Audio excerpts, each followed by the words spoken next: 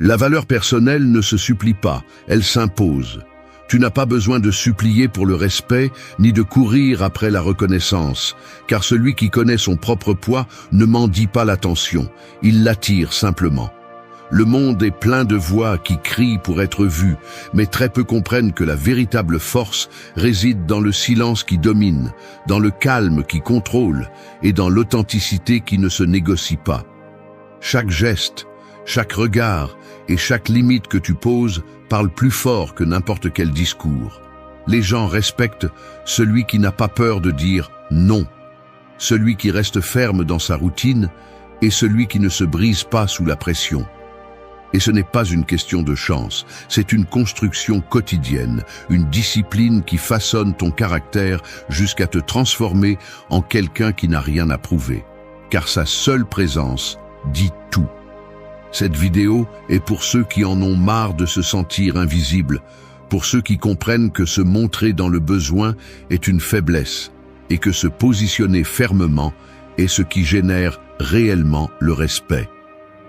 Ici, tu découvriras 9 leçons qui ne sont ni des ornements ni des phrases vides, mais des attitudes concrètes que tu peux pratiquer dans ta vie quotidienne.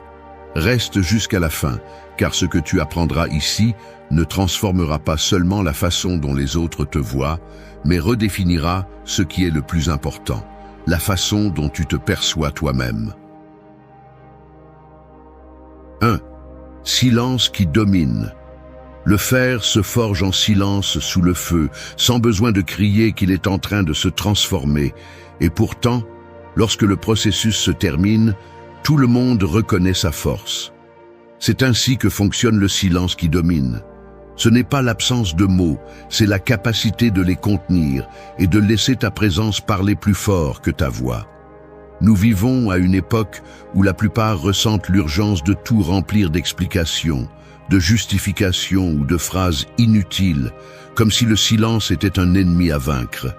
Mais la véritable valeur personnelle commence lorsque tu comprends que se taire au bon moment est beaucoup plus puissant que 1000 discours.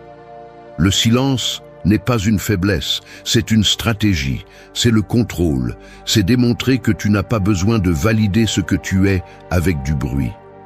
Lorsque tu apprends à maîtriser le silence, tu accomplis 3 choses. Premièrement, tu contrôles la perception des autres, car celui qui parle trop finit toujours par révéler son insécurité. Deuxièmement, tu contrôles ton propre élan, car en te taisant, tu choisis de réfléchir avant d'agir. Et troisièmement, tu construis du mystère, ce magnétisme qui attire sans avoir besoin de mendier de l'attention. Les gens respectent celui qui ne se laisse pas déborder, celui qui sait quand parler et quand se taire, car c'est là que se reflète le véritable autocontrôle. Comment éviter de tomber dans l'erreur de parler trop ou de remplir chaque espace avec du bruit? Le premier conseil est simple, apprends à respirer avant de répondre. Compter jusqu'à 3 dans ton esprit peut sembler minime, mais cette pause te donne du pouvoir, car tu ne réagis pas à partir de l'émotion, mais à partir de la raison. Le deuxième conseil est d'écouter plus que tu ne parles, car chaque fois que tu prêtes une véritable attention, tu ne comprends pas seulement mieux l'autre, tu projettes aussi de la sécurité, car tu n'as pas besoin d'interrompre pour valider ton opinion. Le troisième est d'identifier les moments où ton silence pèse plus que n'importe quel mot. Par exemple, dans une discussion, celui qui se tait stratégiquement oblige l'autre à s'épuiser seul, tout en gardant son calme intact. Le silence qui domine s'entraîne aussi dans la vie quotidienne. Tu peux commencer par limiter le besoin d'expliquer excessivement tes décisions, car celui qui se justifie trop transmet de l'insécurité. Dis ce que tu as à dire en quelques mots et laisse tes actes soutenir le reste. Un autre exercice est de te permettre des moments de solitude et de réflexion où tu n'as pas à parler à personne, car le silence interne renforce ta capacité à le maintenir face aux autres. Et si tu sens que quelqu'un cherche à te provoquer pour te sortir de ton centre, rappelle-toi que ne pas répondre est aussi une réponse, souvent la plus puissante. L'important est de comprendre que le silence ne signifie pas passivité. Il ne s'agit pas de toujours rester silencieux, mais de l'utiliser comme une arme, comme un signe que tu contrôles ce que tu dis et ce que tu ne dis pas. Celui qui maîtrise le silence démontre que sa valeur ne dépend pas de convaincre ou de plaire, mais de se montrer ferme sans besoin d'ornement. C'est la différence entre quelqu'un qui se perd dans la foule et quelqu'un dont la simple présence impose le respect. Si tu veux construire ta valeur personnelle, commence par te taire lorsque tu veux expliquer trop. Écoute lorsque tout le monde veut parler et maintiens ton calme lorsque l'on cherche à te perturber. Le silence qui domine n'est pas vide, c'est une force contenue, c'est une déclaration de pouvoir qui n'a pas besoin de mots. Et lorsque tu le pratiques, tu découvriras que souvent il n'est pas nécessaire de hausser la voix, car ta simple façon d'être en dit déjà plus que ce que n'importe qui pourrait prononcer. 2. Le non qui élève. Un mur ne se construit pas avec des promesses de passage libre, mais avec des pierres solides qui marquent jusqu'où on va et jusqu'où on ne va pas. C'est ainsi que fonctionne le pouvoir de dire non, c'est la limite invisible qui définit ta valeur, le mur qui protège ton énergie de ceux qui cherchent à profiter de ta faiblesse. Le problème est que beaucoup confondent le non avec le rejet, alors qu'en réalité, c'est une déclaration de respect de soi. Celui qui ne sait pas dire non devient esclave de l'approbation, tandis que celui qui se tient fermement construit un espace où sa dignité n'est pas négociable. Le non élève parce qu'il coupe à la racine ce qui dégrade. Il élève parce qu'il montre que ton temps a un prix, que ton attention n'est pas gratuite et que ta vie n'est pas disponible pour tout le monde. Chaque fois que tu dis oui quand tu veux dire non, tu cèdes un fragment de ta valeur personnelle. Tu abandonnes un terrain que tu n'aurais jamais dû lâcher.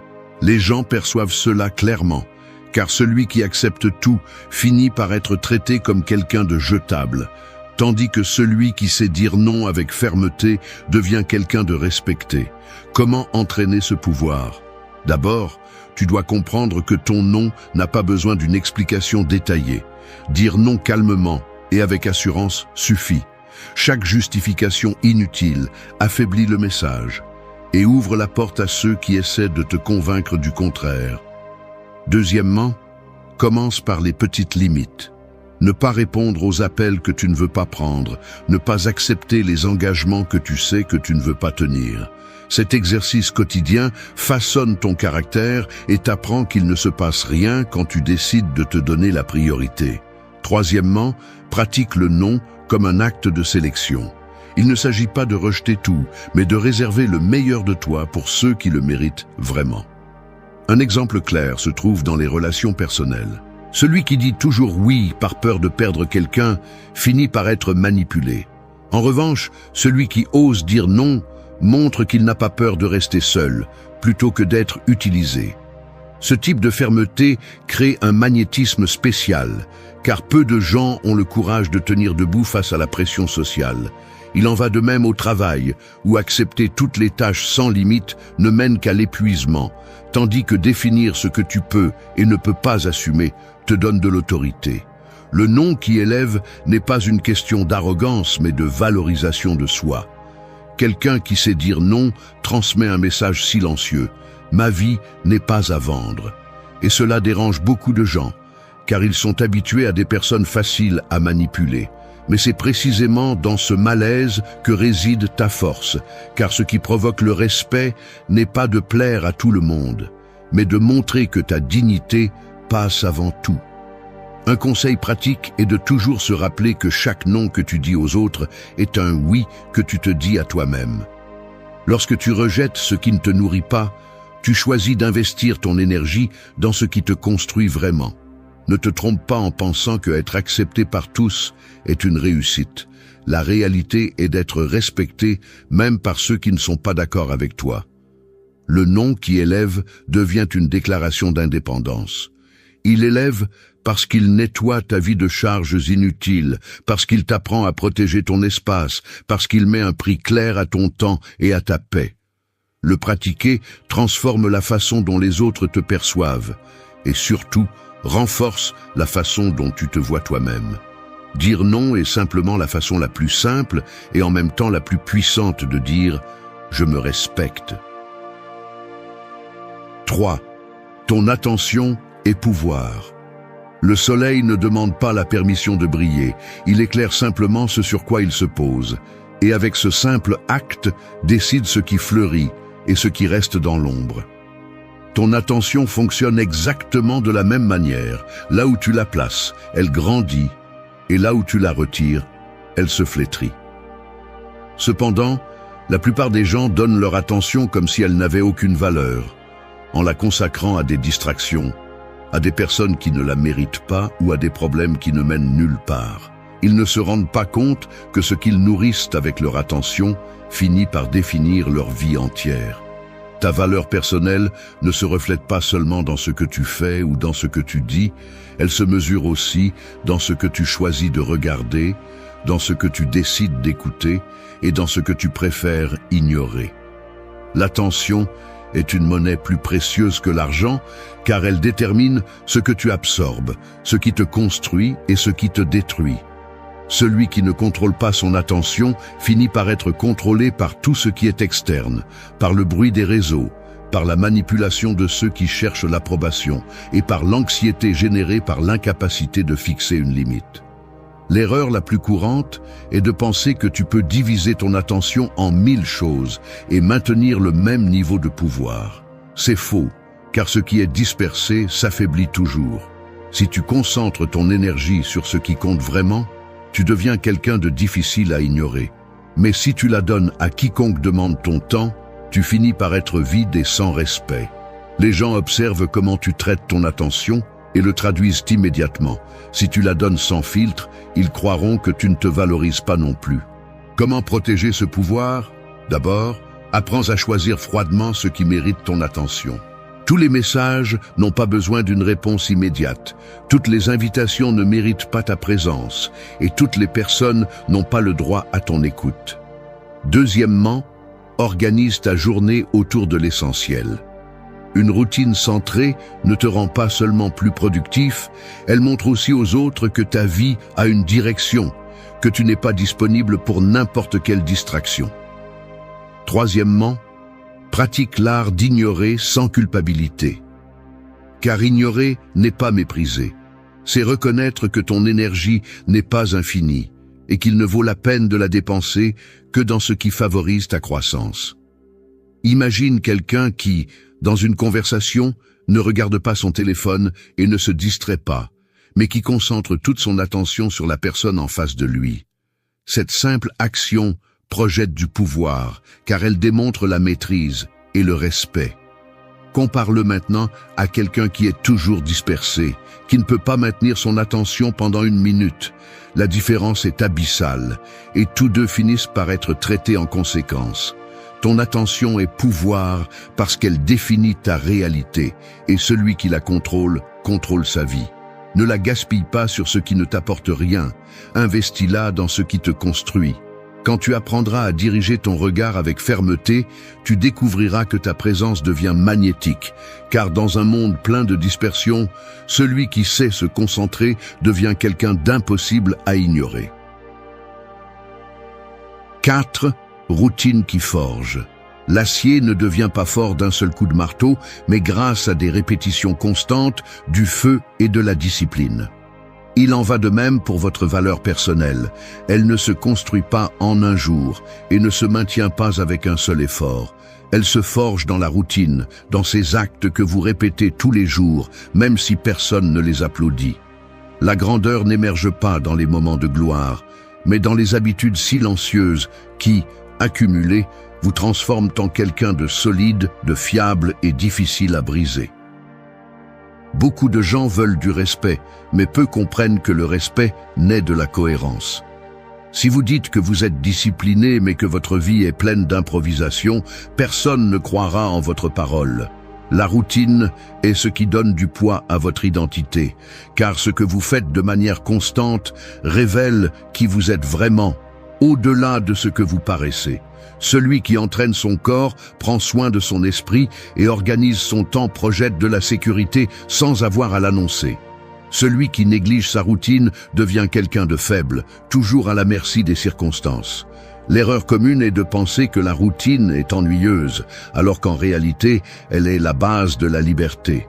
Seul celui qui a organisé sa vie quotidienne peut profiter de ce qu'il veut sans perdre le contrôle.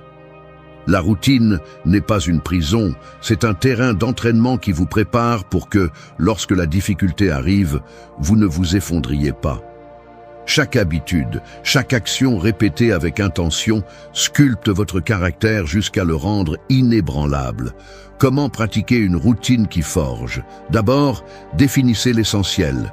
Choisissez 3 actions quotidiennes qui nourrissent votre corps, votre esprit et votre but. Cela peut être de l'exercice, de la lecture et de la planification. L'important n'est pas la quantité, mais la constance.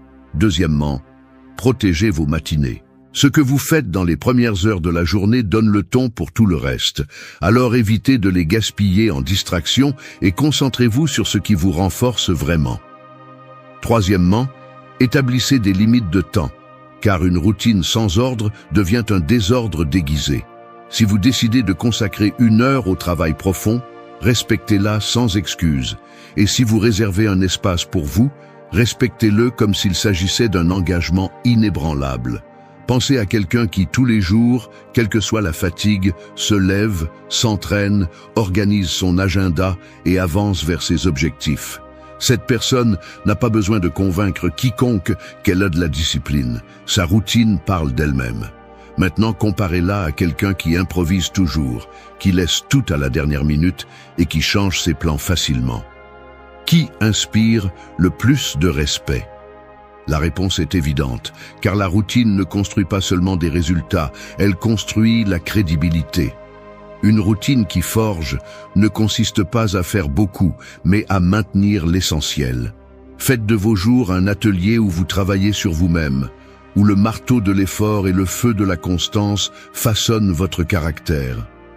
N'attendez pas de grandes transformations du jour au lendemain, mais comprenez que chaque répétition, chaque acte discipliné, contribue à une force que tôt ou tard tout le monde verra. Et lorsque votre routine parlera pour vous, vous n'aurez pas besoin d'expliquer quoi que ce soit, car vous serez déjà la preuve vivante de votre propre valeur. 5. Calme qui contrôle. La mer peut être en pleine tempête, avec des vagues qui frappent sans relâche, mais il suffit de regarder au fond de ces eaux pour découvrir qu'il y règne un calme absolu. C'est ainsi que doit fonctionner ton intérieur si tu veux projeter une véritable valeur. Car la force n'est pas dans le fait de crier plus fort que les autres, mais de garder le contrôle lorsque tout le monde perd la tête. Le calme n'est pas passivité ni indifférence. C'est du pouvoir à l'état pur. C'est montrer que rien d'extérieur n'a le droit de te sortir de ton centre. Nous vivons entourés de provocations. Des personnes qui cherchent à t'entraîner dans des discussions inutiles, des situations qui tentent ta impulsivité et des problèmes qui semblent conçus pour briser ta patience. Le dénominateur commun des faibles est qu'ils réagissent sans réfléchir, laissent la colère ou l'anxiété les dominer et finissent par perdre en crédibilité. En revanche, celui qui garde son calme au milieu du chaos démontre qu'il a une maîtrise supérieure, car son esprit gouverne là où les autres se laissent simplement emporter. C'est la différence entre être respecté ou être pris pour quelqu'un de facile à manipuler. Le calme qui contrôle ne signifie pas que tu ne ressens pas, cela signifie que tu sais canaliser. Tu peux te mettre en colère, mais tu choisis de ne pas exploser. Tu peux t'inquiéter, mais tu choisis d'agir avec sang-froid. Cette capacité à te tenir sans te briser est ce qui détermine ton niveau de force. Quelqu'un qui, sous la pression, garde le ton ferme et le regard clair, inspire plus de respect que n'importe quelle démonstration de force physique ou verbale. Comment entraîner ce calme? D'abord, pratique la pause. Avant de répondre à une attaque, respire profondément et rappelle-toi que ta réaction peut être utilisée contre toi. Garder quelques secondes de silence ne te donne pas seulement le contrôle. Cela désarme aussi celui qui s'attend à te voir perdre l'équilibre. Deuxièmement, habitue-toi à analyser avant d'agir. Demande-toi si ce que tu vas dire ou faire te renforce ou t'affaiblit, car chaque décision reflète ton niveau d'autocontrôle. Troisièmement, prends soin de ton état interne quotidiennement. Le calme n'apparaît pas de nulle part. Il se construit avec un repos adéquat, une discipline physique et une clarté mentale. Dans la vie quotidienne, il y a des exemples clairs. Le patron qui crie et perd le contrôle n'inspire pas le respect. Il inspire une peur momentanée. Le leader qui garde son calme, même dans les moments critiques, devient quelqu'un que tout le monde suit avec confiance. Dans une relation, il en va de même. Celui qui répond par des cris alimente le conflit, tandis que celui qui reste serein fait la différence et oblige l'autre à reconsidérer son attitude. Le calme qui contrôle est magnétique parce que peu de gens le pratiquent. La plupart vivent enchaînés à la réactivité, à l'urgence de répondre, de se défendre, d'attaquer. Celui qui décide de ne pas jouer à ce jeu devient quelqu'un de différent, quelqu'un de difficile à lire, quelqu'un qui projette un pouvoir silencieux. Si tu veux construire une valeur personnelle, apprends à être comme la mer profonde. Laisse les tempêtes s'agiter à la surface, mais conserve en toi un calme inébranlable. Ce calme sera ton bouclier face aux provocations et ta carte de visite face au monde. Car le respect n'est pas toujours gagné par celui qui fait le plus de bruit, mais par celui qui démontre qu'il reste le maître absolu de lui-même, même au milieu du chaos. 6. Authenticité qui attire. L'or faux brille intensément, mais il suffit d'un frottement pour qu'il perde sa couleur et révèle sa fragilité. En revanche, l'or véritable conserve sa valeur même s'il est couvert de poussière, car son essence ne dépend pas de ce qu'il montre en surface. C'est ainsi que fonctionne l'authenticité. C'est la capacité de rester fidèle à ce que vous êtes, sans avoir besoin de masque ni de déguisement, car tôt ou tard, le faux s'effondre toujours et le véritable se maintient. Nous vivons dans un monde où beaucoup vendent des versions éditées d'eux-mêmes, ajustées pour plaire, pour être acceptés, pour éviter le rejet. Le problème est que cette recherche constante d'approbation ne génère que de la faiblesse, car celui qui se trahit perd ce qu'il y a de plus important, son propre respect. L'authenticité, en revanche, attire sans effort, car elle transmet de la cohérence. Vous n'avez pas besoin d'être parfait pour inspirer le respect. Il suffit d'être réel, de vous montrer tel que vous êtes, avec vos défauts et vos vertus, mais avec la fermeté de ne pas céder votre essence aux caprices des autres. L'attrait de quelqu'un d'authentique ne réside pas dans ce qu'il semble être, mais dans la sécurité qu'il transmet en ne demandant pas la permission d'être qui il est. Cette personne dégage du magnétisme parce qu'elle est rare à trouver. Parce que dans un monde de masques, la vérité devient un trésor. L'authenticité n'est pas de l'arrogance, c'est de la clarté. Il ne s'agit pas d'imposer votre façon d'être, mais de montrer que vous n'êtes pas prêt à négocier votre essence juste pour vous intégrer. Comment entraîner cette authenticité? Premièrement, apprenez à reconnaître les parties de vous que vous avez cachées par peur. Si vous remarquez que vous changez votre façon de parler, de vous habiller ou de vous comporter en fonction de qui est présent, c'est un signe que vous n'êtes pas authentique. Deuxièmement, pratiquez l'expression de votre opinion sans fioritures inutiles. Cela ne signifie pas être agressif, cela signifie être clair, même si tout le monde n'est pas d'accord. Troisièmement, éloignez-vous des espaces où vous devez vous déguiser pour vous intégrer, car ce qui exige une trahison constante ne vaudra jamais votre énergie. Dans la vie quotidienne, l'authenticité se reflète dans les petits gestes. L'ami qui ne feint pas de rire de ce qui ne lui fait pas rire transmet plus de respect que celui qui suit le courant. La personne qui s'habille simplement, mais avec assurance, projette plus de pouvoir que celle qui se cache derrière des marques pour impressionner. Même dans les relations, celui qui se montre tel qu'il est attire des personnes qui apprécient l'authenticité, tandis que celui qui feint ne crée que des liens superficiels destinés à se briser. L'authenticité qui attire ne signifie pas que tout le monde va vous aimer, en fait, beaucoup s'éloigneront. Mais c'est précisément ce qui la rend puissante, car le faux peut attirer l'attention de masse, mais jamais le respect réel. L'authentique filtre sans effort, il garde ce qui vaut et jette ce qui gêne. Si vous voulez construire de la valeur personnelle, n'investissez pas d'énergie à fabriquer une image, investissez à polir votre vérité. Soyez de l'or véritable, même s'il met du temps à briller, car contrairement au faux, votre valeur ne disparaîtra pas avec le temps. L'authenticité est la clé qui ouvre les portes du respect et du magnétisme. Et une fois que vous la pratiquerez, vous n'aurez plus besoin de prouver quoi que ce soit, car votre seule présence suffira. 7. Regard qui découvre. Un phare ne parle pas, ne crie pas et ne court pas après les bateaux, il reste simplement ferme en projetant sa lumière, et pourtant tout navigateur sait que cette présence l'observe et le guide. C'est ainsi qu'une conscience fonctionne, c'est un reflet silencieux de ta force intérieure, un signe que tu es éveillé et que rien ne t'échappe. Le regard qui découvre n'est pas invasif, c'est cette énergie qui transmet la sécurité, la fermeté et le contrôle, comme si à travers tes yeux tu disais « Tu ne vas pas me tromper, tu ne vas pas me manipuler, parce que je vois au-delà de la surface ». Dans un monde où beaucoup baissent les yeux pour éviter l'inconfort, maintenir un regard direct est devenu une forme de pouvoir. Il ne s'agit pas de confronter avec agressivité, mais de montrer que tu as la capacité d'être présent, de ne pas fuir la vérité, de ne pas te cacher derrière des excuses.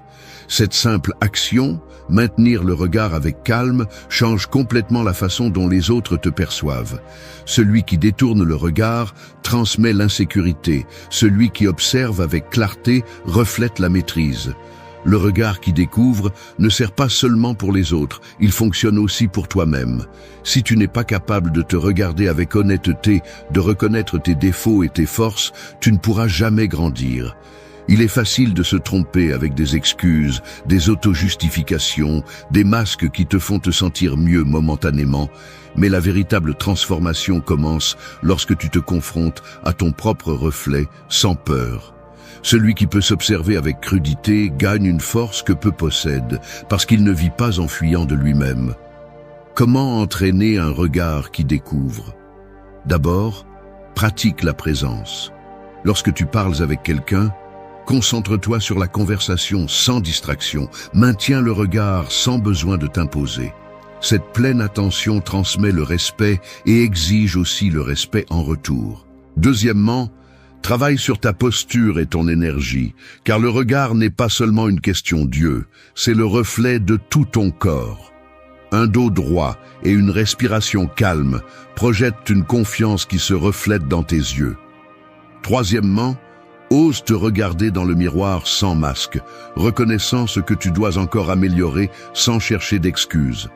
Cette pratique inconfortable renforce ton caractère, car elle t'oblige à accepter la vérité et à travailler dessus. Dans la vie quotidienne, cela fait une énorme différence. Un leader qui maintient son regard au milieu d'une négociation démontre plus d'autorité qu'un leader qui ne peut pas le maintenir. Une personne qui ose voir au-delà des apparences évite de tomber dans des manipulations ou de fausses promesses. Même dans les relations personnelles, le regard qui découvre crée un magnétisme spécial, car il reflète l'authenticité et la fermeté. Le regard qui découvre est un outil silencieux mais puissant. Il n'a pas besoin d'ornement, il ne dépend pas des mots, il révèle simplement qui a le contrôle et qui ne l'a pas. Si tu veux construire une valeur personnelle, apprends à regarder clairement à la fois vers l'extérieur et vers l'intérieur. Parce que lorsque ton regard transmet que tu vois la vérité sans peur, les autres comprennent qu'avec toi, il n'y a pas de place pour les jeux ou les masques. Et dans un monde plein d'apparences, cette seule attitude te place déjà au-dessus de la majorité. 8. Une absence qui marque. Le feu n'est pas apprécié lorsqu'il brûle tous les jours sans relâche, mais lorsqu'il s'éteint soudainement et laisse un vide qui rappelle sa chaleur. C'est ainsi que fonctionne ton absence. C'est un rappel de ta valeur lorsque tu décides de te retirer, lorsque tu n'es pas disponible pour tout le monde, lorsque ta présence devient quelque chose de sélectif. Dans un monde où la plupart des gens sont désespérés d'être partout, celui qui comprend le pouvoir de l'absence projette une force différente, car il démontre qu'il n'a pas besoin d'être toujours présent pour être rappelé. L'absence qui marque n'est ni abandon ni indifférence, c'est une stratégie. C'est choisir quand être là et quand se retirer, pour que ta présence ait du poids et ne devienne pas une routine qui est prise pour acquise. L'erreur la plus courante est de croire que l'attention se gagne en saturant, en apparaissant à chaque instant dans chaque espace, comme si l'insistance était du respect. La vérité est que ce qui est constant sans mesure perd de la valeur, tandis que ce qui est rare est plus apprécié. Les gens valorisent ce qu'ils ne peuvent pas avoir en excès, et cela inclut ton temps et ta compagnie. Celui qui ne sait jamais se retirer finit par perdre son magnétisme. En étant toujours disponible, il devient invisible, car il n'y a pas de mystère, pas d'attente, pas de respect. En revanche, celui qui sait se retirer au bon moment, qui sait dire jusqu'ici et prendre de la distance, devient quelqu'un qui laisse une empreinte. Parce qu'il ne s'agit pas d'être toujours présent, il s'agit de faire en sorte que ton absence soit remarquée. Comment pratiquer cette absence qui marque? D'abord, apprends à ne pas répondre immédiatement à tout. Non pas parce que tu es indifférent, mais parce que ton attention ne doit pas être automatique. Laisser un espace entre le stimulus et la réponse te donne le contrôle et projette la maîtrise. Deuxièmement, établis des limites à ta disponibilité. Tu n'as pas à assister à chaque réunion, répondre à chaque message ou participer à chaque conversation. Sélectionner où et avec qui tu investis ton temps renforce ta valeur. Troisièmement, utilise l'absence comme un moment de croissance personnelle. Se retirer n'est pas disparaître, c'est investir cet espace en toi-même, dans tes objectifs, dans ta force. Dans les relations personnelles, c'est clair. Celui qui court toujours après l'autre finit par être ignoré, car sa présence devient quelque chose de prévisible et sans poids. Mais celui qui sait s'absenter fermement fait en sorte qu'on pense à lui, qu'on se souvienne de lui et qu'on le valorise davantage. Dans le domaine professionnel, c'est la même chose. Un travailleur qui est partout, mais qui ne fait jamais la différence, se dilue. En revanche, celui qui apparaît avec précision dans les moments clés laisse une impression beaucoup plus forte. L'absence qui marque est un rappel silencieux de ton importance. Tu n'as pas besoin de crier ta valeur, il suffit de te retirer pour que l'on remarque ce que tu apportais. C'est une façon d'apprendre aux autres à ne pas te sous-estimer, à ne pas s'habituer à t'avoir sans effort. Si tu veux construire un véritable respect, apprends à te retirer au bon moment. Parce que lorsque ton absence génère un impact, ta présence devient quelque chose que personne ne veut perdre. Et c'est l'une des façons les plus claires de démontrer le pouvoir, sans avoir besoin de prononcer un seul mot. Le silence est le pouvoir. Ce n'est pas une absence, ce n'est pas une faiblesse. C'est la réponse la plus percutante dans un monde qui dépend du bruit pour se sentir vivant. Lorsque tu décides de te taire, tu ne perds pas, tu prends le contrôle. Parce que pendant que les autres dépensent de l'énergie à crier, à justifier ou à manipuler, tu élèves un mur invisible que personne ne peut traverser, celui de ton calme et de ton détachement. Pendant trop longtemps, tu as donné plus que tu ne devais. Tu courais après l'attention, la reconnaissance, la validation. Mais ce jeu laisse toujours la même trace, le vide. Et voilà la leçon que peu comprennent. Il ne s'agit pas d'insister. Il s'agit de se retirer avec dignité, de montrer que tu n'as pas besoin d'être accepté par quiconque pour confirmer ta valeur. Le silence dévoile des réalités. Il expose celui qui se nourrissait de ta présence, car soudainement, ton absence pèse plus que n'importe quel mot. Et le détachement ne signifie pas froideur, il signifie respect de soi, il signifie liberté. Lorsque tu lâches ce qui ne te valorise pas, ce qui n'ajoute rien, ce qui te tire vers le bas, tu te rends à toi-même la force que tu avais offerte. Cette vidéo ne cherche pas à te consoler avec de jolis mots. Elle cherche à éveiller en toi la certitude que le calme, la tranquillité et le détachement sont des armes beaucoup plus mortelles que la discussion, la supplication ou la dépendance. Reste jusqu'à la fin, car ce que tu vas entendre sont 8 leçons que tu peux appliquer dès aujourd'hui pour arrêter de poursuivre ce qui ne vaut pas la peine et commencer à vivre avec le pouvoir de celui qui n'a plus besoin de prouver quoi que ce soit. 1. Affirme ta valeur sans dépendre de personne. La valeur personnelle est comme une flamme interne. Si tu l'allumes avec le vent de l'approbation externe, tôt ou tard, elle s'éteindra, car ce vent change de direction sans prévenir. Mais si tu l'allumes avec ton propre feu, elle sera inébranlable. Dans les relations humaines, qu'elles soient romantiques, sociales ou professionnelles, le piège le plus courant est de croire que tu as besoin de la validation des autres pour confirmer qui tu es. Tu attends un « tu comptes pour moi », un « je te reconnais », un « j'ai besoin de toi » pour te sentir complet, et c'est la chaîne la plus dangereuse, car elle te rend dépendant de quelque chose que tu ne contrôles pas. La première étape est de comprendre que personne n'est obligé de voir ta valeur, mais toi, tu es obligé de la reconnaître. Si tu vis en cherchant le regard de l'autre, tu tomberas dans le désespoir de donner trop, d'essayer de plaire, de te modeler pour t'intégrer. Et la conséquence est simple. Tu te perds. Affirmer ta valeur sans dépendre de personne signifie que tu n'acceptes pas les miettes de reconnaissance, que tu ne donnes pas ta dignité pour être accepté, que tu ne mendies pas l'attention comme si c'était de la nourriture. C'est vivre avec la certitude que ta présence a déjà du poids, même si d'autres choisissent de ne pas le voir. Comment éviter de tomber dans la dépendance? Commence par observer tes comportements quotidiens. Demande-toi, combien de fois dis-tu oui quand tu veux dire non? Combien de fois te tais-tu pour ne pas déranger? Combien de fois changes-tu ta façon d'être pour ne pas être rejeté? Chaque fois que tu le fais, tu donnes une partie de ta valeur à l'approbation externe. Une façon pratique de briser ce cycle est d'établir des limites claires. Dis non fermement, même quand tu as peur de perdre quelqu'un. Ce non est une déclaration de ta valeur, car cela signifie que tu préfères perdre un lien plutôt que de te perdre toi-même. Un autre conseil puissant est d'arrêter de mesurer ton importance par l'attention que tu reçois. Si quelqu'un met du temps à répondre, si quelqu'un ne reconnaît pas ton effort, si quelqu'un ne te donne pas la validation que tu espérais, ne le prends pas comme un jugement de ta valeur. Son silence ou son indifférence parle d'eux, pas de toi. Entraîne ton esprit à ne pas réagir avec anxiété. Chaque fois que tu ressens l'urgence de chercher reconnaissance, rappelle-toi cette règle. Ce qui ne dépend pas de toi ne doit pas gouverner ta paix. Pratique aussi le détachement émotionnel dans tes réussites. Célèbre tes victoires en silence, reconnais ton effort devant le miroir, écris dans un journal tes progrès, sans attendre d'applaudissements.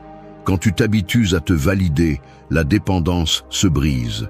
Et quand quelqu'un essaie de minimiser ce que tu es, il n'y aura plus d'effet, parce que ton feu ne dépend pas de son air. La vérité est dure mais libératrice. Celui qui ne s'affirme pas lui-même finira toujours par être affirmé ou détruit par les autres. Affirmer ta valeur sans dépendre de personne signifie marcher la tête haute, non pas pour prouver que tu es meilleur, mais pour te rappeler que tu es suffisant. Si tu apprends cela, ton silence sera plus fort que n'importe quel discours et ta présence parlera plus que n'importe quel cri. 2. Transforme le silence en ta frontière la plus forte.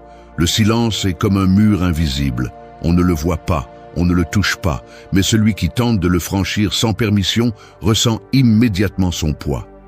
C'est la limite la plus élégante et en même temps la plus impitoyable que tu peux ériger face à ceux qui cherchent à t'épuiser, à te manipuler ou à s'approprier ta paix. Dans un monde où les gens parlent trop, où les mots sont utilisés comme des armes pour blâmer, justifier ou faire pression, se taire n'est pas de la passivité, c'est une stratégie. Le silence, bien utilisé, est un rappel percutant que tout le monde ne mérite pas ton énergie. Transformer le silence en ta frontière la plus forte ne signifie pas toujours rester silencieux ni fuir les conversations. Cela signifie choisir quand parler et quand garder ta voix pour protéger ta dignité. C'est la différence entre réagir avec colère ou répondre avec calme. Quand quelqu'un t'attaque en attendant ta réaction, le silence coupe le jeu à la racine. Quand quelqu'un veut t'entraîner dans une discussion sans fin, le silence marque la fin de la bataille sans que tu aies eu à lever le petit doigt. Et quand quelqu'un s'habitue à te voir trop disponible, ton silence lui rappelle que ton temps et ton attention sont des privilèges, pas des droits. Comment peux-tu appliquer cette leçon dans ta vie quotidienne? Commence par identifier les moments où ton impulsion est de répondre immédiatement. Si quelqu'un t'offense, respire avant de parler. Si quelqu'un cherche à te provoquer, arrête-toi avant de réagir. Entraîne le muscle de la pause. Ce petit instant de silence, même s'il ne dure que quelques secondes, change complètement le cours de l'interaction. C'est dans cet espace que tu reprends le contrôle de toi-même. Une autre pratique utile est d'utiliser le silence comme limite face à ceux qui ne valorisent pas ta présence. Si quelqu'un ne s'approche que lorsqu'il a besoin de quelque chose, apprends à te retirer sans explication. Tu n'as pas toujours à donner des raisons de ton absence. Ton silence communique plus que n'importe quel discours. Il communique que ton énergie n'est pas disponible pour l'abus. Il est également essentiel d'apprendre à ne pas répondre à chaque message immédiatement. Répondre tard, ou même ne pas répondre, est un rappel que ta vie ne tourne pas autour des demandes des autres. Le silence devient également une frontière lorsque tu l'appliques à toi-même. Arrête de justifier chaque décision, arrête d'expliquer à tout le monde pourquoi tu agis comme tu le fais. Tu n'as pas besoin d'approbation ni de consentement. Celui qui vit en essayant de donner des explications à tout le monde devient prisonnier des opinions des autres. Ton silence est le terrain où tu sèmes l'indépendance. Apprends à garder pour toi ce qui n'a pas besoin d'être partagé, car tout le monde ne mérite pas d'avoir accès à tes pensées les plus profondes. Rappelle-toi que le silence n'est pas une punition, c'est une défense. Ne l'utilise pas pour manipuler ni pour te venger. Utilise-le pour établir des limites claires. Quand tu t'habitues à réagir avec calme et à te taire quand il n'est pas nécessaire de parler, les gens commencent à percevoir ta force. Celui qui sait se taire n'est pas faible, il est maître de lui-même. Et cela, dans un monde rempli de voix désespérées pour attirer l'attention, est un pouvoir que peu de gens possèdent. Fais du silence ta frontière la plus forte, et tu découvriras que beaucoup de batailles sont gagnées sans avoir besoin de combattre. Parce qu'à la fin, le bruit s'use tout seul, mais le silence reste ferme, intouchable, impossible à briser. 3. Prends du recul avec calme et dignité. Reculer n'est pas toujours une défaite. Parfois, c'est le coup de maître qui change le cours de la partie. Pense au jeu d'échecs. Le mouvement le plus puissant n'est pas toujours d'avancer. Souvent, il s'agit de retirer une pièce pour la protéger, pour réorganiser la stratégie et laisser l'adversaire sans issue. C'est ainsi dans la vie et dans les relations humaines. Faire un pas en arrière ne signifie pas se rendre. Cela signifie choisir ta paix avant une confrontation inutile, ta dignité avant le désespoir de gagner une dispute. Dans les relations, qu'elles soient romantiques, sociales ou professionnelles, la plupart craignent le recul. On nous a appris qu'il faut toujours insister, lutter, prouver. Mais le véritable pouvoir réside dans le retrait lorsque la situation exige de la dignité. À quoi bon discuter avec quelqu'un qui a déjà décidé de ne pas écouter? À quoi bon insister dans un espace où ta présence est ignorée? Insister ne fait qu'éroder ta valeur. Le pas en arrière, en revanche, la multiplie, car il montre que tu sais t'arrêter à temps, que tu n'es pas l'esclave du besoin de convaincre quelqu'un. Le pas en arrière est aussi un miroir. Quand tu t'éloignes calmement, l'autre est confronté au vide de ton absence. C'est là que beaucoup comprennent ce qu'ils prenaient auparavant pour acquis. Mais le plus important n'est pas ce que l'autre ressent, c'est ce que tu récupères, la clarté. Depuis la distance, tu peux observer ce que tu ne voyais pas auparavant. Tu peux te rendre compte si cette relation, ce projet ou cette dynamique méritait vraiment ton engagement. Et si tu découvres que non, ton retrait devient une libération. Comment appliquer cette leçon dans la vie quotidienne? D'abord, pratique la patience en plein conflit. Si la conversation s'enflamme, respire et décide de ne pas répondre immédiatement.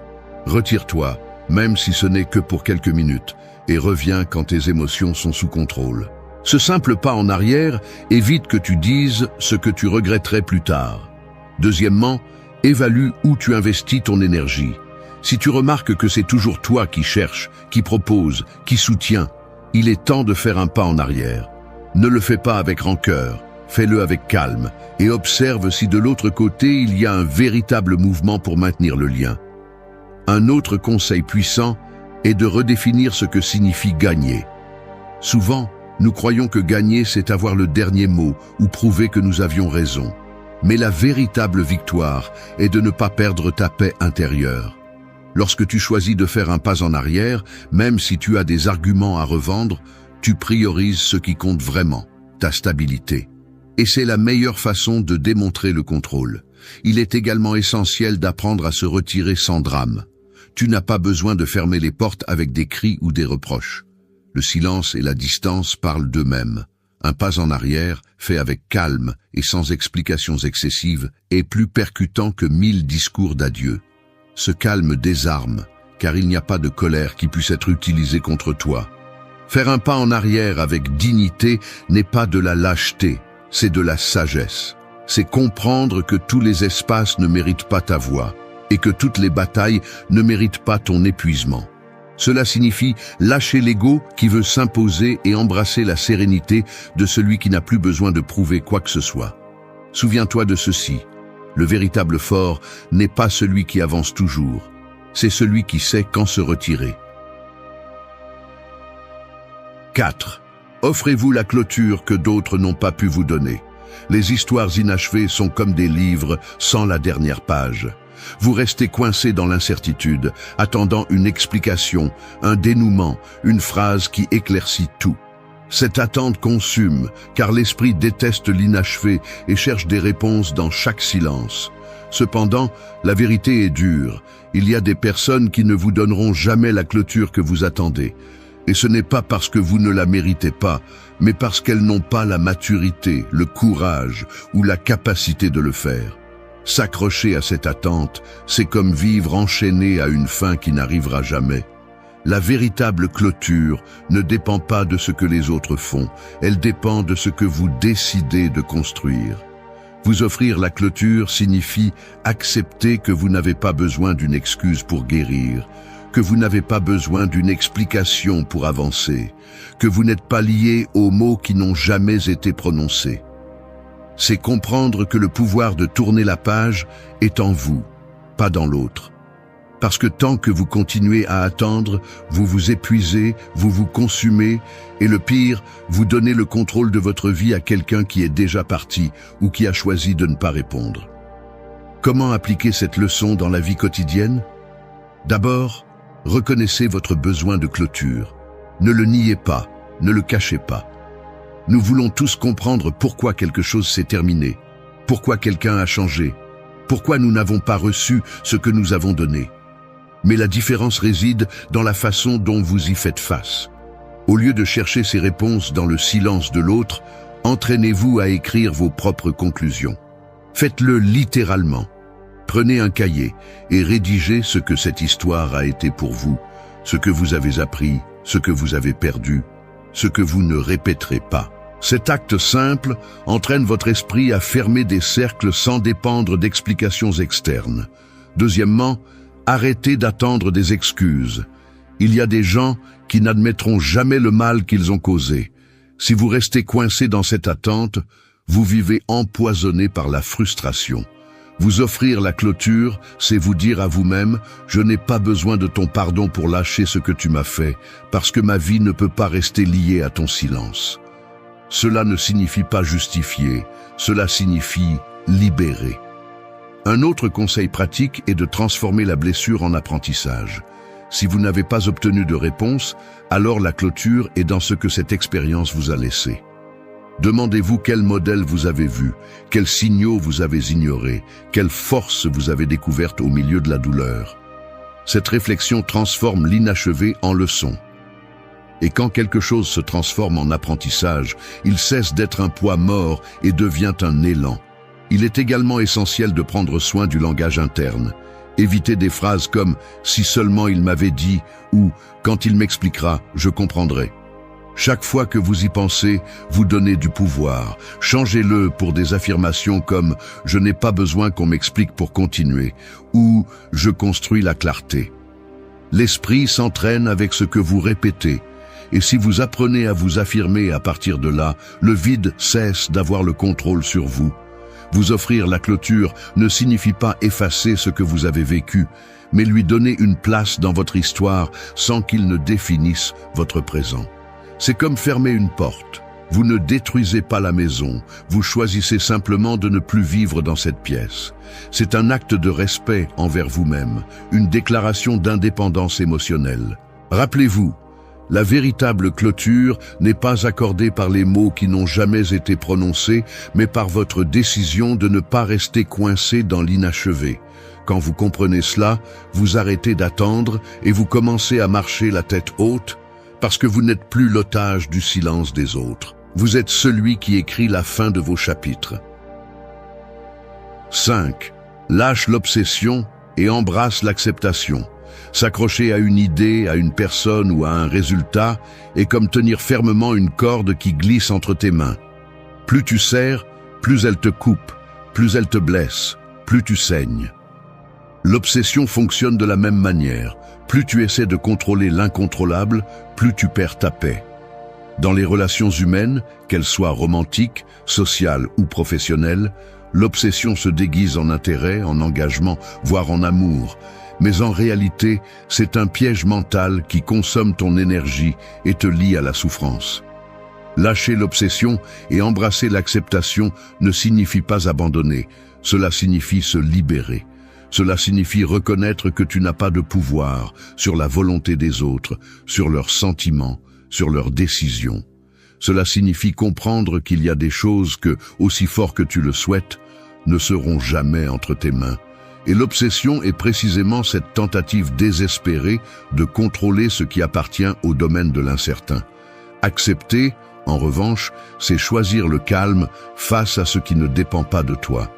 Comment peux-tu pratiquer cela dans ta vie quotidienne? Commence par identifier tes pensées répétitives. L'obsession se nourrit de la répétition mentale. Pourquoi m'a-t-il quitté? Qu'ai-je fait de mal? Que pensera-t-il de moi? Chaque fois que ton esprit entre dans ce cycle, c'est comme si tu revenais serrer la corde qui te fait mal. Le briser nécessite de la discipline. Une stratégie pratique est de t'arrêter et de te dire « Cela ne me donne pas de réponse. Cela ne fait que me voler de l'énergie. » Nommer l'obsession est le premier pas pour la neutraliser. Un autre conseil puissant est de rediriger ton attention. L'obsession t'enferme en un seul point, comme s'il n'y avait rien d'autre dans le monde. C'est pourquoi il est vital de t'obliger à élargir ton focus. Fais de l'exercice, apprends quelque chose de nouveau, discute avec des personnes différentes. Ton cerveau a besoin de stimuli qui brisent la boucle. Au début, cela sera difficile, car l'obsession voudra te ramener en arrière. Mais avec de la constance, tu découvriras que tu peux prendre de la distance. Il est également important d'apprendre à lâcher la nécessité de réponses parfaites. Souvent, l'obsession naît du désir de tout comprendre dans le détail, de ne pas accepter que certaines choses n'ont tout simplement pas d'explication logique. Le détachement sain consiste à accepter que la vie ne te dira pas toujours pourquoi. L'acceptation, c'est regarder la blessure et dire « Je n'ai pas besoin de réponse pour continuer, j'ai besoin d'avancer même si je ne les ai pas ». La pratique de la gratitude est un autre outil efficace. Lorsque tu remercies pour ce que tu as ici et maintenant, ton esprit s'entraîne à lâcher ce qui manque. Prends l'habitude d'écrire chaque jour 3 choses pour lesquelles tu te sens reconnaissant.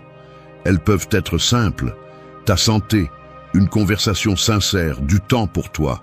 Cet exercice coupe l'obsession, car il te ramène au présent au lieu de te perdre dans ce que tu ne peux pas contrôler. Lâcher l'obsession implique également de changer le langage interne. Évite des phrases comme « je ne peux pas vivre sans cela » ou « j'en ai besoin pour me sentir bien ». Chaque mot que tu dis façonne ta perception. Remplace-les par des affirmations comme « je peux continuer » ou « mon bien-être dépend de moi ». Ces phrases, répétées avec discipline, reprogramment ton esprit pour lâcher avec fermeté. Accepter n'est pas se résigner, c'est se renforcer. c'est comme arrêter de lutter contre le courant d'une rivière et apprendre à y flotter. Lorsque tu lâches, tu récupères ton énergie. Lorsque tu acceptes, tu te libères du poids que tu n'aurais jamais dû porter. Et dans ce calme, tu découvres que ta valeur, ta paix et ta force ne dépendent pas de ce qui obsédait ton esprit, mais de ce que tu choisis de cultiver en toi. 6. Fais de la discernement ton plus grand avantage. Marcher dans la vie sans discernement, c'est comme traverser une forêt la nuit avec une lampe de poche sans pile. Tu avances à l'aveuglette, tu trébuches sur ce que tu ne vois pas, tu te fies aux ombres et tu finis par perdre ton chemin. Le discernement, en revanche, est la lumière qui te permet de distinguer le chemin réel des illusions, la vérité des apparences, ce qui a de la valeur de ce qui ne fait que t'épuiser. Dans les relations humaines, le manque de discernement te fait donner ta confiance à n'importe qui, t'ouvrir excessivement ou te maintenir dans des liens qui ne font que drainer ton énergie. Faire du discernement ton plus grand avantage signifie apprendre à voir au-delà des mots et à observer les faits. Cela signifie ne pas te laisser entraîner par des promesses vides, ni par des gestes qui cherchent à manipuler. Car la réalité est claire, tous ceux qui sourient ne sont pas sincères, tous ceux qui s'approchent ne le font pas avec de bonnes intentions, et tous ceux qui disent t'aimer ne savent pas prendre soin de toi. Le discernement est la capacité de filtrer, de mettre à l'épreuve ce que tu reçois, avant de le laisser entrer dans ta vie. Comment peux-tu l'appliquer au quotidien? Commence par observer les actions, pas seulement les mots. Si quelqu'un promet d'être là, mais disparaît quand tu en as le plus besoin, tu as déjà ta réponse. Si quelqu'un parle de respect, mais ne respecte pas tes limites, tu as déjà ta vérité. Le discernement ne se base pas sur ce qu'on te dit, il se base sur ce qu'ils font encore et encore. Entraîne tes yeux à voir des modèles, pas des excuses. Un autre conseil pratique est d'apprendre à écouter l'inconfort interne. Souvent, ton intuition te prévient déjà que quelque chose ne va pas, mais tu choisis de l'ignorer par peur de perdre cette personne ou cette opportunité. Le discernement exige du courage pour prendre au sérieux ces signaux internes. Ne justifie pas l'injustifiable, ne couvre pas avec l'espoir ce qui est évident. Ta paix doit toujours peser plus que ta peur. Il est également essentiel d'établir des critères clairs pour tes relations. Demande-toi, quel est le minimum que j'exige pour me sentir respecté? Quel comportement ne suis-je pas prêt à tolérer? Écris ces réponses et ne les trahis pas. Le discernement se renforce lorsque tu as des règles fermes qui guident tes choix. Si tu acceptes moins que ce que tu as décidé, tu n'exerces pas le discernement, tu abandonnes ton pouvoir. Le discernement n'est pas une méfiance absolue, c'est de l'intelligence émotionnelle. C'est donner de l'espace, mais sans donner ta vie au premier venu. C'est écouter, mais sans avaler chaque mot. C'est ouvrir, mais avec des filtres. Et surtout, c'est comprendre que tout le monde ne mérite pas la même proximité. Il y a des personnes qui peuvent être dans ta vie sans entrer dans ton intimité, et d'autres qui ne méritent même pas une seconde de ton attention. Pratiquer le discernement implique également de savoir quand se retirer. Si une situation a déjà montré son vrai visage, si une personne a déjà franchi la limite plusieurs fois, tu n'as pas besoin de plus de preuves. Ton temps est trop précieux pour continuer à l'investir dans ce qui a déjà prouvé qu'il ne change pas. Celui qui n'apprend pas à discerner répète les erreurs. Celui qui en fait une habitude se protège lui-même de manière silencieuse et puissante. Fais du discernement ton plus grand avantage et tu découvriras que beaucoup de blessures sont évitées avant même qu'elles ne commencent. Parce qu'il ne s'agit pas de devenir froid, il s'agit de devenir conscient. Et celui qui vit avec conscience n'a pas besoin de crier pour être fort, ni de tomber dans des pièges pour apprendre. Il observe simplement, décide et continue d'avancer avec calme et fermeté. C'est là la véritable supériorité du discernement. Il te donne la clarté que d'autres perdent dans la confusion et le bruit. 7. Maîtrise l'art de ne pas réagir. La réaction impulsive est comme un incendie dans une forêt sèche. Il suffit d'une étincelle, d'un mot mal dit ou d'un geste offensant pour que tu brûles complètement.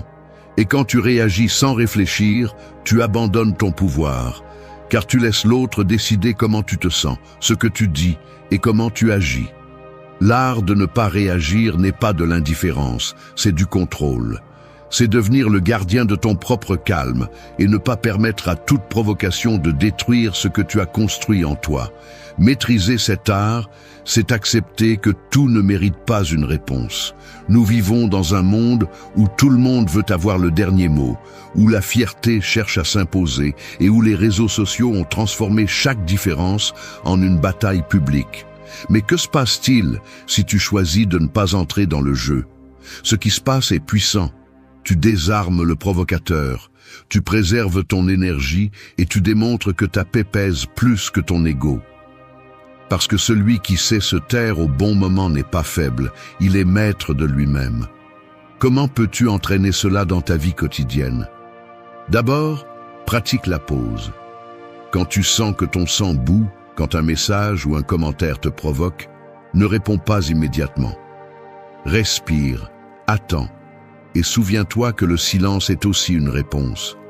Cette pause peut te sauver de discussions inutiles, de mots que tu regretterais plus tard et de décisions impulsives qui laissent des cicatrices. Un autre conseil pratique est d'identifier les déclencheurs qui te font généralement réagir.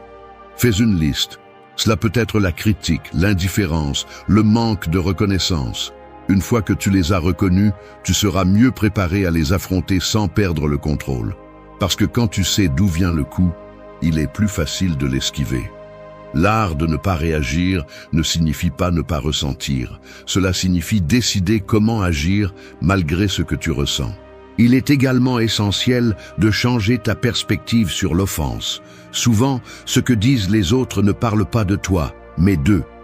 La critique cruelle reflète leur amertume, la provocation reflète leur vide, le mépris reflète leur propre insécurité. Quand tu comprends cela, tu arrêtes de le prendre personnellement. Et quand tu arrêtes de le prendre personnellement, tu retrouves ta liberté émotionnelle. Un exercice utile est d'entraîner ton esprit dans des scénarios quotidiens.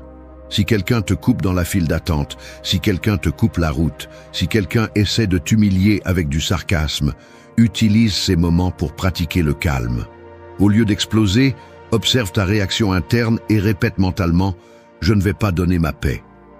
Transformer ces situations mineures en entraînement renforce ton autocontrôle pour des moments plus importants. Rappelle-toi aussi que ne pas réagir ne signifie pas permettre des abus. Cela signifie que tu choisis de répondre à partir de la stratégie, pas de l'impulsion. Si quelqu'un franchit tes limites, tu peux parler, mais fais-le avec fermeté et calme, pas avec colère. Cela a beaucoup plus de poids que de crier. Celui qui perd le contrôle perd de l'autorité. Celui qui reste calme la multiplie.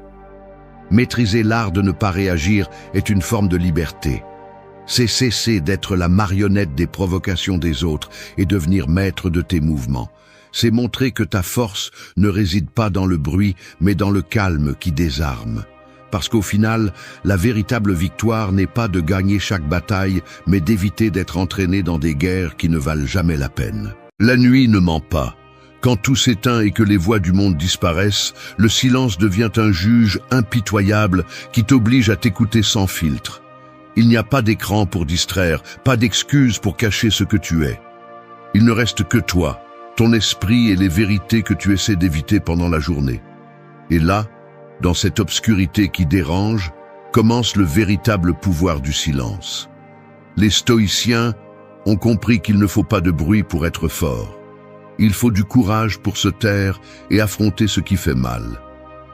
Le silence nocturne n'est pas un vide, c'est un champ fertile où grandit la clarté, la tranquillité et la liberté intérieure. Marc Aurèle le vivait dans chaque réflexion avant de dormir. Sénèque l'écrivait comme un remède contre l'anxiété. Épictète l'enseignait comme une discipline pour ne pas être esclave des émotions. Il savait que celui qui maîtrise le silence se maîtrise lui-même. Ce n'est pas un voyage confortable. C'est un parcours en 15 leçons où tu découvriras que le silence est plus brutal que n'importe quel mot, car il arrache les masques et te laisse nu face à toi-même. Mais c'est aussi le maître le plus honnête. Il t'apprend à lâcher ce qui ne dépend pas de toi, à guérir des blessures invisibles, à traverser le pont vers la paix intérieure et à semer chaque nuit la graine d'une nouvelle aube. Reste jusqu'à la fin, car ici, il ne s'agit pas de belles théories ni de phrases de consolation. Ici, nous parlons de comment le silence peut te transformer en quelqu'un de plus fort, plus conscient et plus libre. La question est, es-tu prêt à l'affronter ou continueras-tu à fuir chaque nuit de toi-même? 1. Fais du silence ta médecine quotidienne. Le silence nocturne est comme une rivière profonde qui coule sous la surface, invisible pendant la journée, mais impossible à ignorer lorsque l'obscurité recouvre tout. Cette rivière garde des secrets, du calme et de la force, mais elle peut aussi emporter celui qui ne sait pas y entrer avec l'esprit clair. La plupart des gens craignent le silence parce qu'ils le confondent avec le vide, parce qu'ils pensent que c'est une absence inconfortable qui n'apporte que de la solitude. Cependant, le stoïcien sait que le silence est une médecine, et comme toute médecine, il peut être amer au début, mais il devient un remède lorsque tu apprends à le prendre à la bonne dose. Faire du silence, ta médecine quotidienne, signifie transformer ce que beaucoup voient comme un espace vide en un laboratoire personnel où tu entraînes ton esprit à lâcher le bruit, à observer calmement et à écouter ce qui compte vraiment. Le problème est que nous avons rempli nos nuits de distractions qui anesthésient, écrans, conversations superficielles, soucis répétitifs. Nous croyons que cela nous calme, mais en réalité, cela ne fait que nous éloigner davantage de nous-mêmes. Ce dont nous avons besoin, ce n'est pas plus de bruit déguisé en compagnie, mais le courage de rester silencieux et de boire à cette source qui, bien qu'inconfortable au début, renforce l'âme. Comment le transformer en médecine sans qu'il devienne une punition? D'abord, établis un rituel nocturne de déconnexion. Avant de dormir, éteins les appareils, baisse les lumières et concentre-toi sur ta respiration. C'est un geste simple, mais c'est comme préparer le corps à recevoir la juste dose de silence.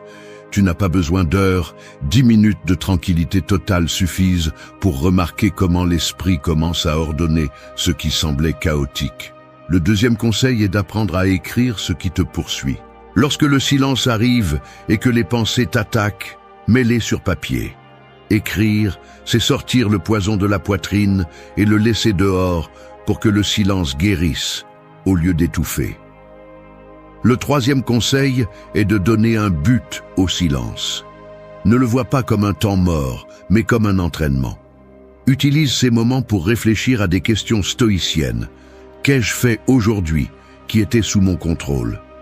Quelles émotions m'ont dominé et lesquelles ai-je pu dominer?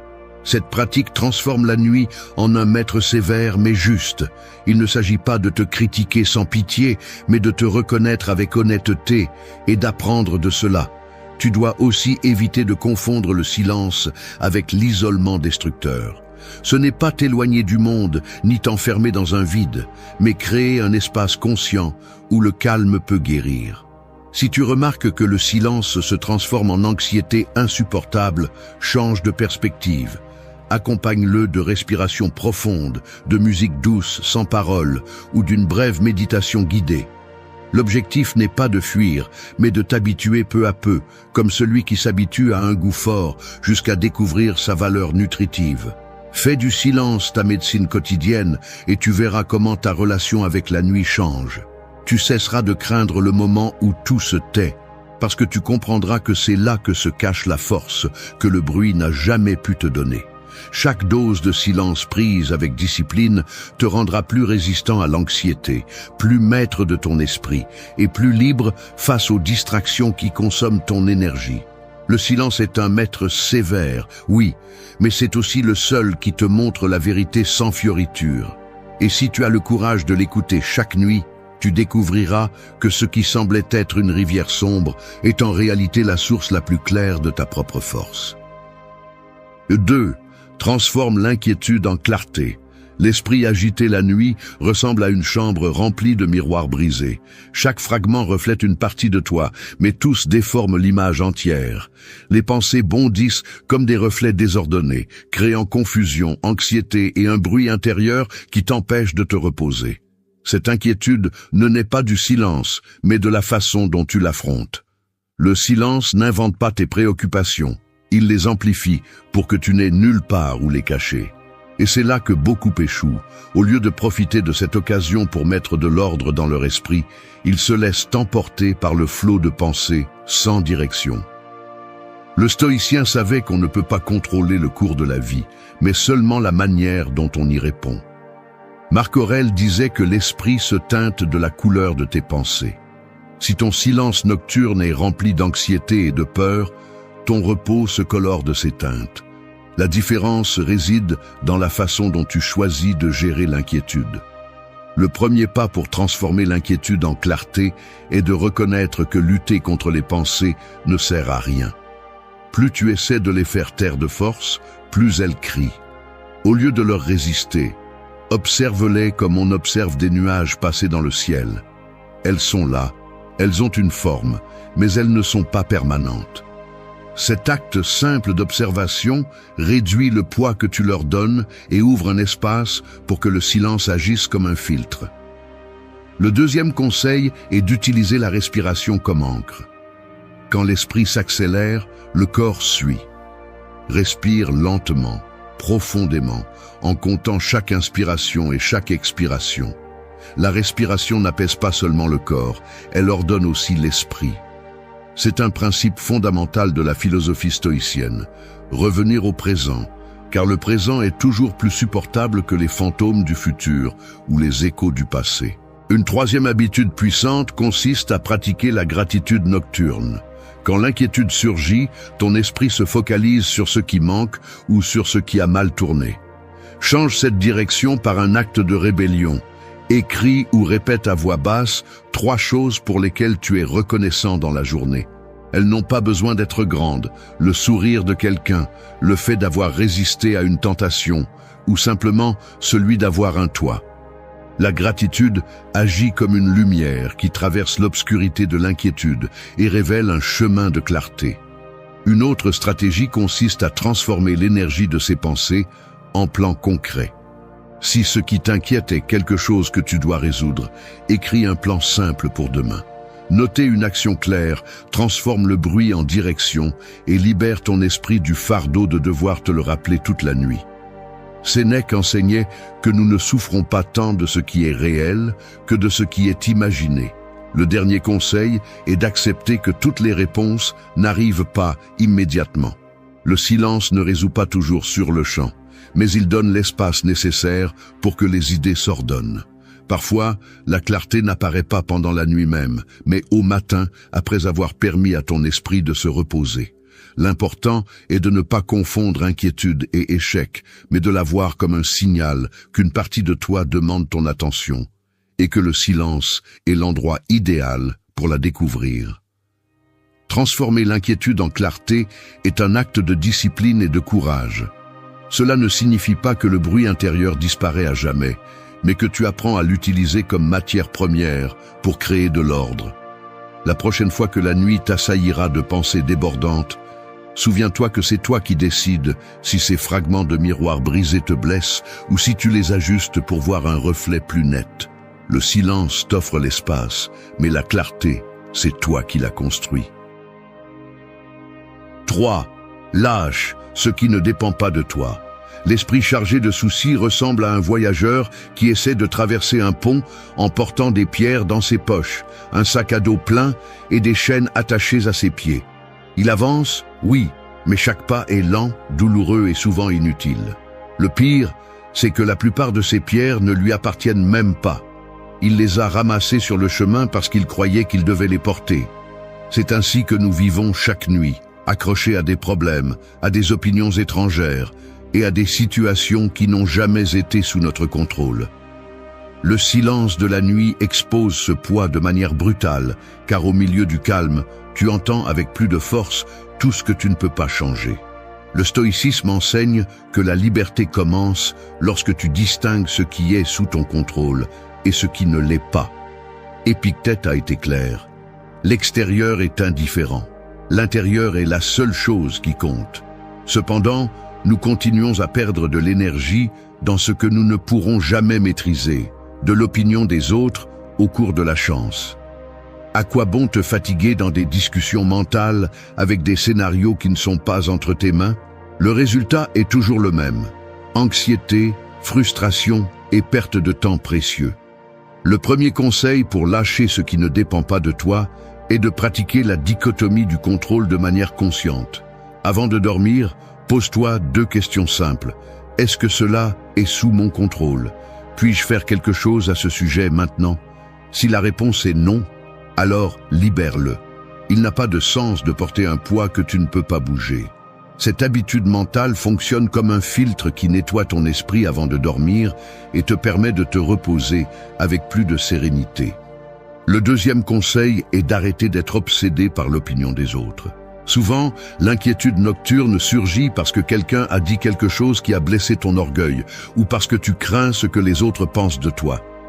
Marc Aurèle rappelait que bientôt tout le monde oubliera, même ceux qui jugent aujourd'hui. T'accrocher à ces voix ne fait que te lier à un jugement qui ne contrôle pas ta vie. Change de focus. Pense à comment tu as agi, à ce qui était entre tes mains, et laisse le reste se dissoudre dans le silence. Une autre pratique puissante est de visualiser l'acte de lâcher. Quand tu es allongé et que les pensées te tourmentent, imagine que chaque souci est une pierre dans ta main.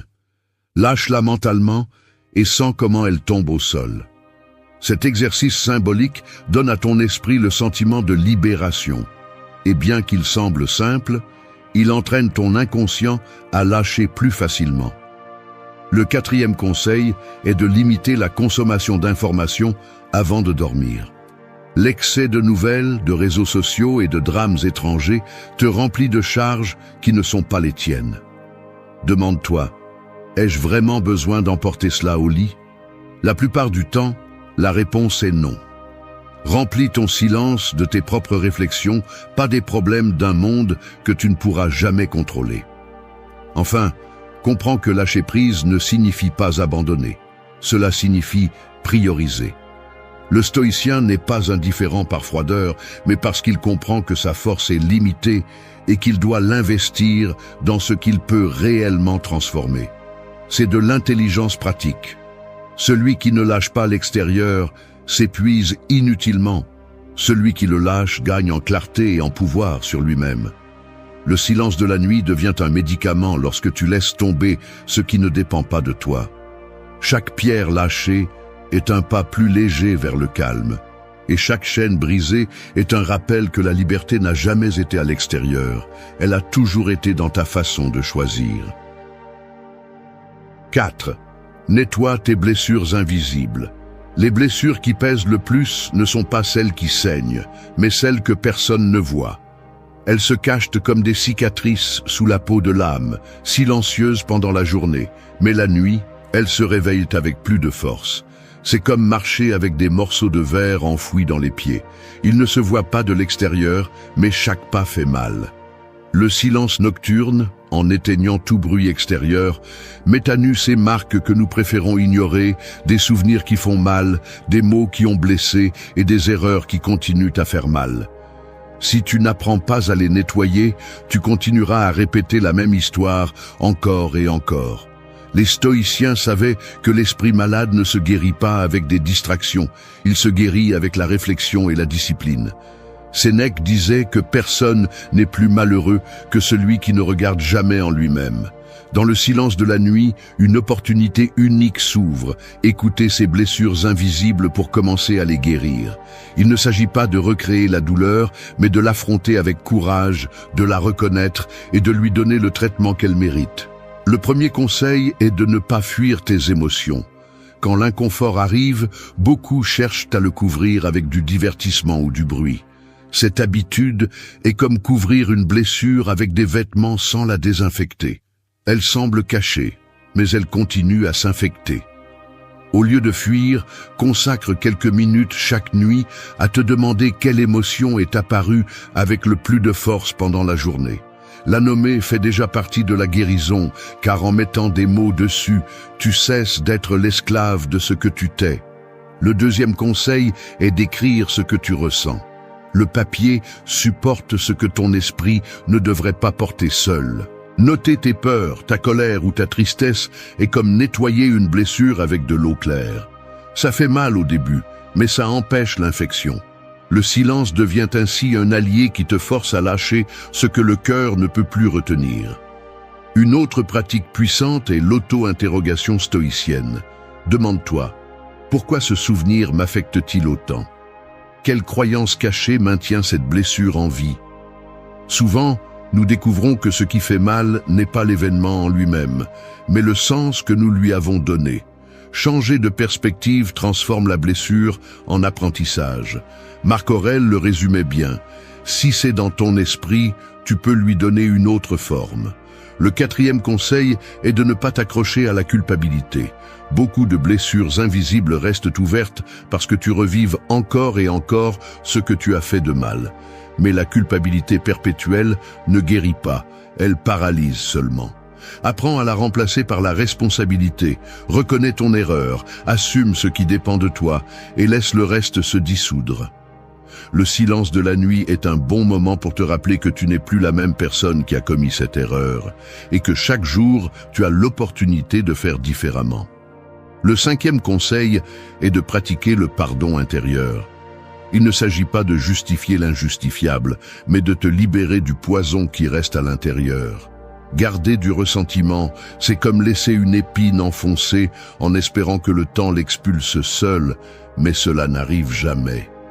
La seule façon de guérir est de retirer cette épine de ta propre main, même si cela fait mal. Le silence nocturne est le moment parfait pour le faire, car personne d'autre ne te distrait et tu peux affronter cette vérité en solitude. Nettoie tes blessures invisibles chaque nuit et tu remarqueras comment le fardeau devient plus léger. Cela ne signifie pas que tu oublieras. Cela signifie que tu apprendras à regarder tes cicatrices sans peur, en reconnaissant qu'elles t'ont rendu plus fort. Le silence n'efface pas le passé, mais il t'apprend à le transformer en force présente. Et quand tu apprends à dormir avec des blessures propres, tu te réveilles avec l'esprit libre pour marcher sans le poids de ce qui t'a brisé un jour. 5. Traverse le pont vers la paix intérieure. L'esprit humain ressemble à une ville bruyante pendant la journée. Des voitures qui passent, des voix qui se croisent, des annonces qui crient à chaque coin de rue. Mais quand la nuit tombe, ce tumulte extérieur s'éteint et laisse place à un silence étrange, comme un pont qui relie ce que tu as été pendant la journée à ce que tu seras demain.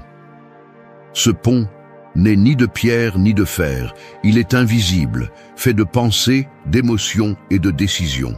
Et le traverser n'est pas toujours facile, car de l'autre côté, ce n'est pas le bruit qui t'attend, mais la paix intérieure, un lieu que beaucoup désirent, mais que peu atteignent parce qu'ils se laissent distraire en cours de route. Les stoïciens ont compris que la paix ne se trouve pas dans les palais, ni dans la richesse, ni dans la célébrité, mais dans la façon dont tu apprends à gouverner ton esprit. Marc Aurèle le disait sans détour. La tranquillité vient de l'ordre de tes propres pensées. Le silence nocturne est ce pont qui t'invite à mettre de l'ordre dans ce qui désordonne ta vie. Si tu le traverses avec discipline, chaque nuit devient un acte de libération. Un pas ferme vers un terrain où rien d'extérieur ne peut te secouer. Le premier conseil pour traverser ce pont est de reconnaître que la paix intérieure ne se mendie pas, elle se construit. Arrête d'attendre que les circonstances changent pour te sentir en paix. Si ton esprit dépend du calme du monde, tu ne te reposeras jamais. La nuit, quand tout se tait, répète cette vérité. L'extérieur ne m'appartient pas, ma paix dépend de moi. Transformer cette idée en habitude, c'est comme poser des planches solides sur le pont jusqu'à le rendre plus solide. Le deuxième conseil est de pratiquer la respiration consciente comme outil de transition. Chaque inhalation est un pas sur ce pont. Chaque exhalation laisse derrière elle un fardeau. Respire en comptant lentement jusqu'à 4. Expire en comptant jusqu'à 6. Et à chaque cycle, imagine que tu avances vers un endroit plus clair. Cela peut sembler simple, mais entraîner le corps au calme ouvre la porte à l'esprit pour le suivre. Une troisième habitude est d'examiner ta journée avec objectivité. Demande-toi ce que tu as accompli, quelles erreurs tu as commises et ce que tu as appris. Ne te trompe pas, ne te punis pas, Sois honnête. Cet exercice n'est pas pour te blâmer, mais pour mettre de l'ordre. Sénèque disait que celui qui révise ses actes chaque nuit se prépare à dormir en paix, car il ne traîne pas de compte en suspens. Ce bilan transforme le silence en un juge juste qui ne te condamne pas, mais qui te guide. Le quatrième conseil est d'éviter d'emmener des conflits non résolus au lit. S'il y a eu une dispute ou un malentendu, note-le sur un papier avec une possible solution pour demain. Ainsi, tu libères ton esprit de tourner en rond sans raison. Le silence ne doit pas devenir une prison de problèmes, mais un pont qui te connecte avec des solutions. Le cinquième conseil est de cultiver une pensée stoïcienne avant de dormir.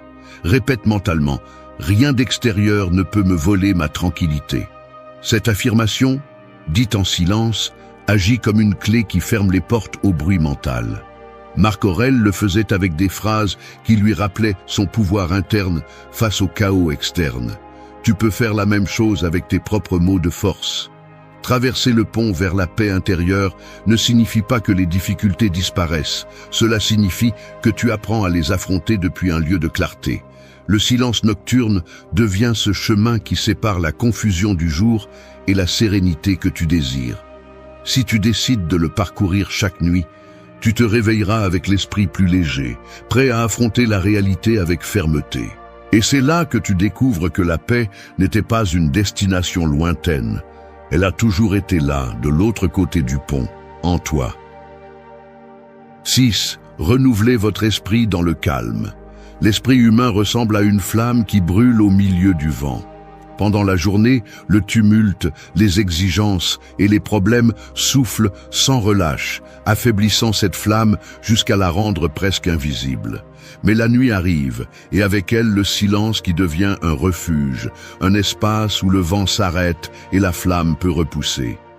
Renouveler l'esprit dans le calme, c'est profiter de cet instant pour récupérer ce que la journée a consommé, non pas avec des évasions ou des distractions, mais avec une présence consciente.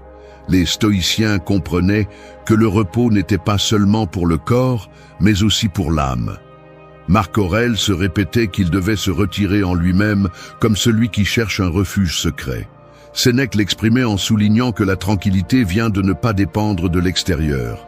Et Épictète enseignait que, même si le monde s'effondre, la maîtrise de l'esprit reste votre plus grande force. Renouveler votre esprit dans le calme n'est pas un luxe, c'est une nécessité quotidienne, car personne ne peut rester fort dans un monde aussi exigeant sans prendre le temps de se reconstruire. Le premier conseil est d'établir un rituel de calme avant de dormir. Il ne suffit pas simplement de se coucher, il faut préparer le terrain.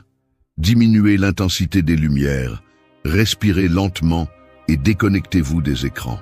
Ce simple acte est comme fermer les portes au bruit de la journée et ouvrir l'espace pour que votre intérieur respire.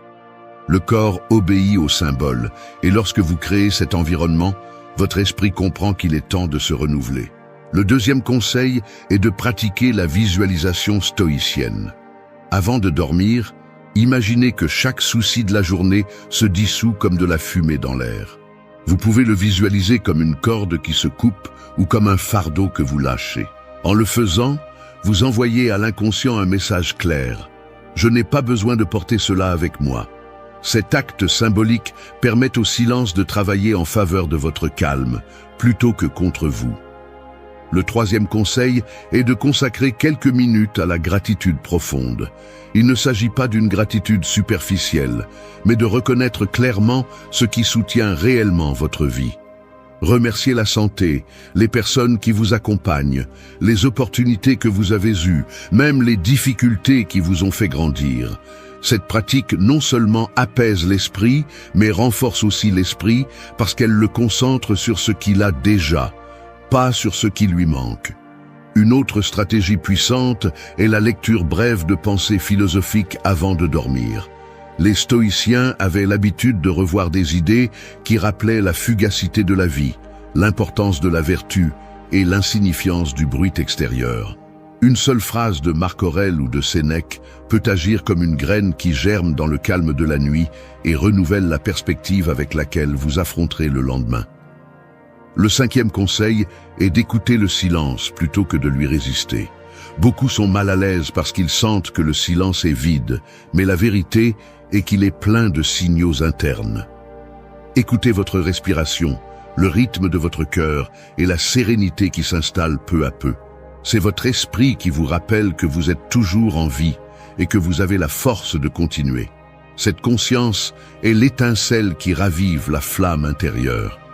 Renouveler votre esprit dans le calme n'est pas se compliquer avec des techniques complexes. C'est apprendre à utiliser la nuit comme un atelier secret où vous reconstruisez votre force.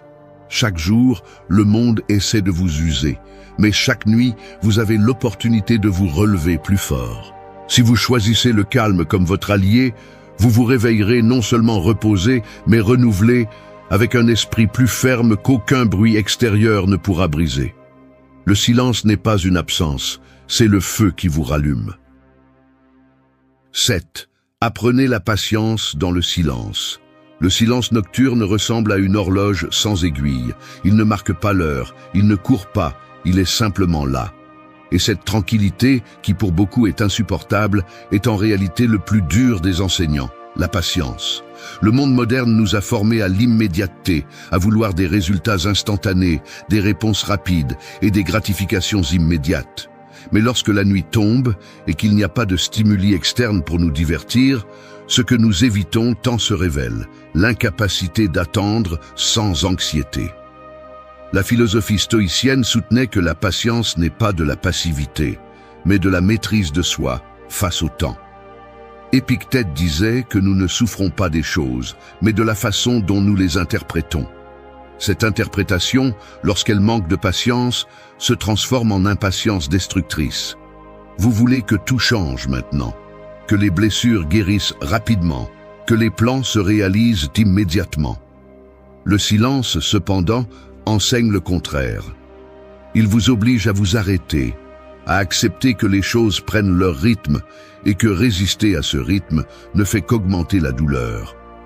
Le premier conseil pour apprendre la patience dans le silence est de s'entraîner à respirer comme un exercice d'attente. Prenez quelques minutes pour inspirer profondément, retenir votre souffle et ensuite le relâcher lentement. Ce geste simple entraîne votre corps et votre esprit à supporter la pause. Chaque respiration devient une leçon pratique. L'important n'arrive pas en courant. Il arrive lorsque vous respectez le rythme naturel. Le deuxième conseil est d'utiliser le silence nocturne pour observer vos pensées sans réagir immédiatement. Lorsque l'impatience arrive, ne cherchez pas de solutions rapides ni d'échappatoires immédiats. Imaginez que vos pensées sont des enfants agités dans une salle de classe. Votre rôle n'est pas de les punir ni de courir après eux, mais de les observer jusqu'à ce qu'ils se calment d'eux-mêmes. Cette attitude développe la patience intérieure que vous pourrez ensuite appliquer dans votre vie quotidienne. Le troisième conseil est d'établir de petits défis d'attente consciente. Par exemple, lorsque vous vous couchez, évitez de vérifier votre téléphone pendant les 30 premières minutes. Cette petite discipline renforce votre tolérance à la pause. Ce qui semble insignifiant dans la pratique quotidienne construit des muscles de patience pour des situations plus grandes. Marc Aurèle rappelait que rien de grand ne surgit du jour au lendemain, et apprendre à attendre dans les petites choses prépare le caractère pour les grandes. Une autre pratique précieuse est de transformer l'impatience en réflexion. Chaque fois que vous ressentez l'urgence de résoudre quelque chose dans la nuit, au lieu de vous lever ou de vous agiter, demandez-vous quelle partie de cela dépend vraiment de moi et quelle partie nécessite du temps. Cette simple question désarme l'anxiété, car elle vous rappelle que tout ne se résout pas par une action immédiate. Souvent, la meilleure décision est d'attendre et de laisser le temps faire son travail. Le cinquième conseil est de se rappeler que la patience est un acte de force, pas de faiblesse. Celui qui attend calmement n'est pas passif, c'est quelqu'un qui a confiance en sa capacité à résister. Sénèque disait que rien ne nous appartient plus que le temps, et le gaspiller en impatience est une insulte à cette ressource si limitée. Utilisez le silence nocturne pour vous réconcilier avec le temps, pour comprendre que chaque attente est aussi une opportunité de croissance. Apprendre la patience dans le silence ne signifie pas se résigner ni tomber dans l'apathie. Cela signifie accepter que la vie se déplace à son propre rythme et que le véritable pouvoir réside dans l'alignement avec lui sans se briser.